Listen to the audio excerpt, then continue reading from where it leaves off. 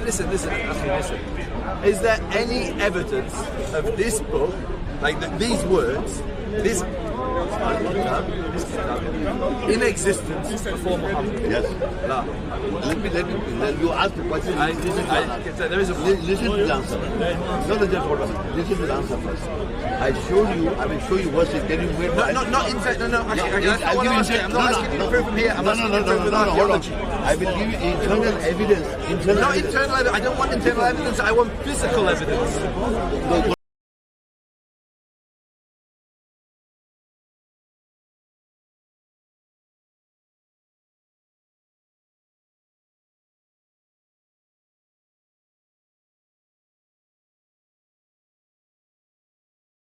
No, all over the world, by nations of the world. Ever since Muhammad, not before Muhammad. Why not Muhammad before? Because there's no evidence of it ever being written down before Muhammad. It is memorized. The oldest Quran we have in existence. First, I want to give you from the book. Is after Muhammad. No. It never said this. It is not in the book or the Quran. In the whole Quran, not mentioned this book was after Muhammad. It is there from the beginning. So give me an example of one physical book. I'm telling you this. No, it is memorized in the whole world. It's the national of the world. So which is the proof? Name one community. It's not the proof, man. No, I don't want your thoughts. I want evidence. It is evidence in the world. Name one community that was saying the Quran. I am telling you, you go to the whole world. I'm asking you what? Memorized. He's saying that there were people memorizing the Quran before the Quran was given to Muhammad. Before I told you. Yes, and I'll show you the evidence. I can show you the evidence from the book. I don't want. Do you know what a circular argument is? You read it yourself. You read it yourself. Sheikh, listen. I can show you this. Listen, Sheikh. Do you know what a circular argument is? I was going to say something. A circular argument is where I ask for proof and you go to your original argument. No. So I asked you, where you said the Quran. The way you read the Quran was given to Musa in this form. It's a book. The book Al-Kitab was given to Musa. All the prophets. In this form. Yes. And I asked for proof outside of your book. So listen. Physical evidence.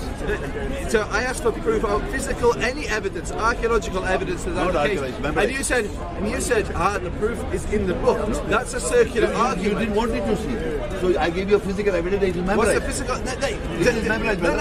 Name one community before Muhammad that memorized the Quran. No, Quran was before.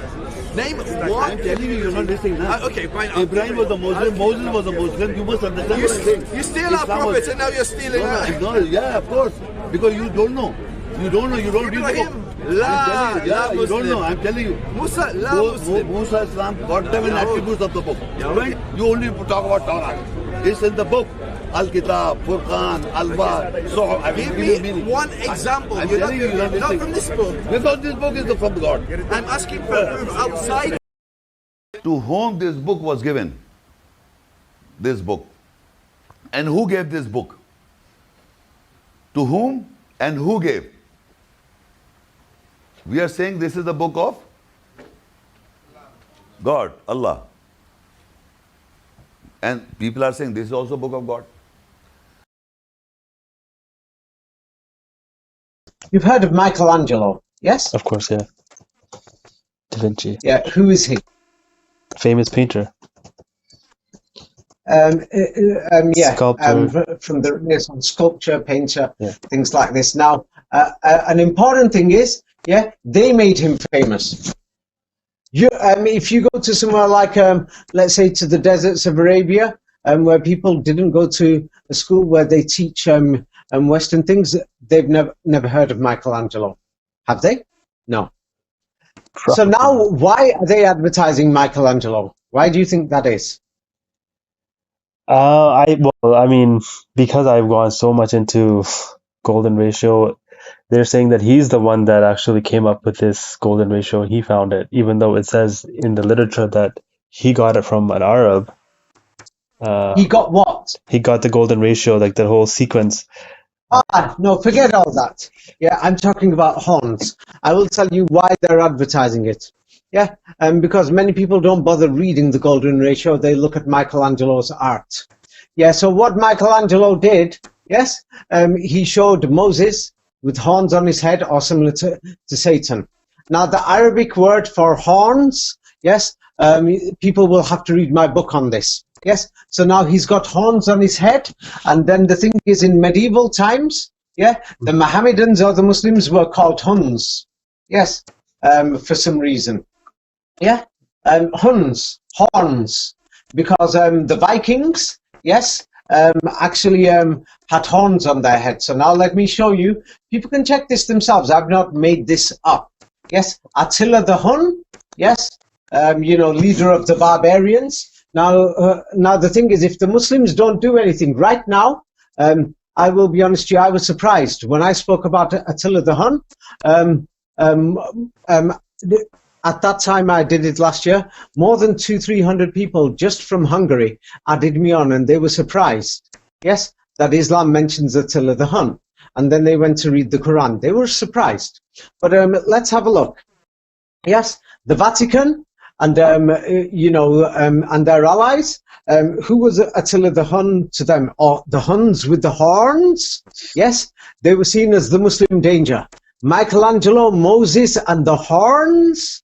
Yes, and for example, there's Nicola de Castello's work, La Guerra d'Attila, La Guerra, the War of Attila, and he shows the Huns and their kings, they're dog-headed Muslims. Dog moral Muslims. And Attila the Hun, he was not just Hungarian. His army was all the Germans, all the Vikings. Yes? And they always show that the Vatican was at war, yes, of the Mohammedan Huns. Oh, Mohammedans? Muslims. Yes? So the name Germany was invented. Like, for example, they created the name Palestine, because if anybody reads the Bible, then the Philistines are seen as the enemy of God. So now, even the Muslims have turned around and said, these are the Philistines, Palestinians. Yes, because now the entire Christian world is going to think, hey, they are the Palestinians, Philistinians in the Bible. So let's have a look at Germany.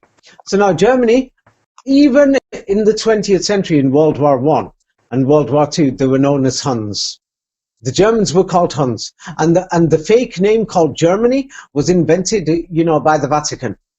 Around they'll say it's older, but around the Renaissance, 16th century. So it seemed like, let's say the country called Turkey. I'm going to call it Atlantia, and then in 100 years' time, you go to Turkey and say, well, what's your nationality? He'll say, I'm Atlantean, and then you say, oh, what do you think of the Turks? And they say, oh, they were barbarians, monsters. That's what's become to the German people. They've lost their origin and their ancestry. They don't even know who they are anymore. Yes, Germanic people are Anglo-Saxons, Dutch, Sweden, Norway, Finland, and all these countries. Yes, so now these people, so let's just have a look at the Vikings. Yes, and now the Vikings, yes, when people look at the mosque and the domes, there's more reasons to this Islamic art. They opened these fake Islamic art museums, everything, and they modified it. So the Vikings had horns, and the word horn is dul karnain, karn. So now, if anybody reads the Bible, before we go to the Bible, the word karn and Quran is similar. It's not the same, but it's similar. So now the same like the word hello and Allah and Allah is similar, but it's not the same. So now the Vikings had horns. So now when the Muslims had a moon or a star, yes, it was linked to the astrolabe. But then there was specifically the horns. Now the thing is, the horns, yes, were supposed to represent, yes, the war against the Vatican. Yes, and that's why Muslims also used to carry these horns. And many of them, even in their battlefields, used to just wear it on the helmets as a symbol.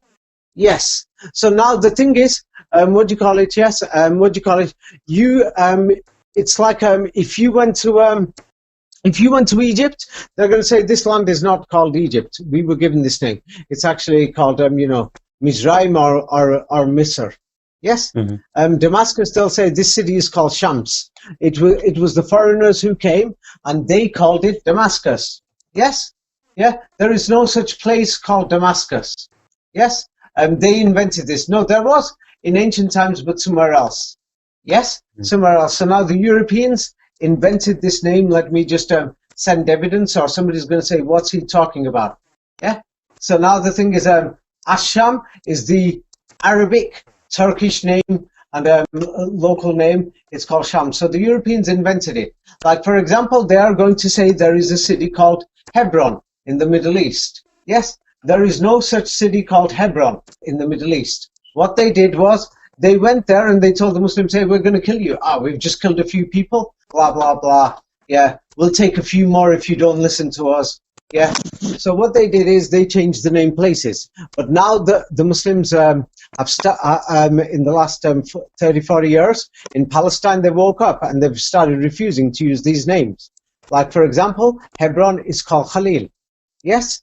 And they changed the name Halil in Turkish, Khalil in Arabic. So they've given these places a fake history. So in the same way, there is no place called Germany. Yes, they invented this name. They invented this name. Yes. Now, the thing is, for example, the Vatican wears a mosque hat. So the Jews wear a synagogue kippah. Yes. Does that mean the Vatican is Muslim? Now, if the devil does have horn, let's say he does, yeah, that doesn't mean it's anything to do with the devil. So the thing is, yes, there were several reasons. Yes. What do you call it? Yes, because there's different designs of the moon symbol on top of the mosques. Now, in Mecca, it's specifically like that, like on the Viking horn. Yes? So the word horn, it's like that. And so the thing is, why did they put this for Moses? Yeah? They didn't do this for a joke for Moses. Yes, I'm putting the horns on his head. This is in my books, what do you call it? Yes? That according to the Bible, yes, it turned around and says that Moses came with a book called the Quran. Yes. So now what they have done is they've translated that word to actually mean horn. Yes, horns. That Moses came with horns on his head, or he came with light rays shining from his head. Yes. But the biblical word Quran, yeah, also says Quran, but they've just invented the translation. And let me see if I can find it right now. Well, anyway, here is the book of Exodus, yes, in the Bible. And what does the book of Exodus show? The book of Exodus, yes, they've translated the word as something else. There's no vowels in this. There is no vowels in these manuscripts. They're claiming the manuscripts are old, but because Hebrew is a modern invention, this means the manuscripts are not more than 300-400 years old. There is no evidence that these biblical manuscripts are more than 300-400 years old for the Old Testament. Anyway, it says when Moses came, he came with the Quran in his head or on his face in this Hebrew Old Testament. They wrote it with the letter A. You could write it with the letter O, as you wish. So now the word Quran basically means, yes, it's in my book. It really simply means Akura Bismika. He came with a recital or a reading. That's all it means. Yes? So Moses came with a recital or a book. Is your argument basically, are you trying to convince me? Are you trying to convince me This book that this book here was given to Musa? I will just